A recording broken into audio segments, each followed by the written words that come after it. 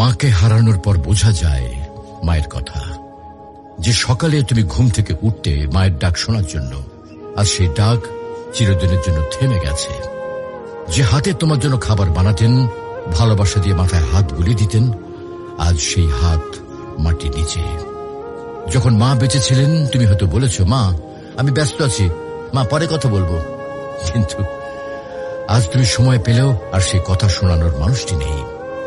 আজ তুমি চাইলে আর মাকে ফোন করে বলতে পারবে না, মা আমি পৌঁছে গেছি। আজ তুমি ঘরে ফিরলেও আর কেউ দরজায় দাঁড়িয়ে হাসি মুখে বলবে না, টেবিলে খাবার রাখা আছে, খেয়ে নিস বাবা। মাকে হারানোর পর বোঝা যায় তিনি শুধু একজন মা ছিলেন না, তিনি ছিলেন ঘরের আলো, জীবনের দোয়া আর হৃদয়ের শান্তি। এখন বুঝতে পারো মা যে বারবার নামাজের কথা বলতেন, ভালো মানুষের সাথে চলতে বলতেন, এগুলো তোমার জন্য কত বড় উপহার ছিল। প্রিয় ভাই বোন, মাকে হারিয়ে আফসোস করার আগে কদর করো। মায়ের হাতে চুমো দাও, তার জন্য দোয়া করো, তাকে জড়িয়ে ধরো যতদিন তিনি আছেন। কারণ হয়তো একদিন তুমি শুধু বসে বসে কাঁদবে আর মনে পড়বে, ইস যদি মাকে আরেকবার জড়িয়ে ধরতে পারতাম।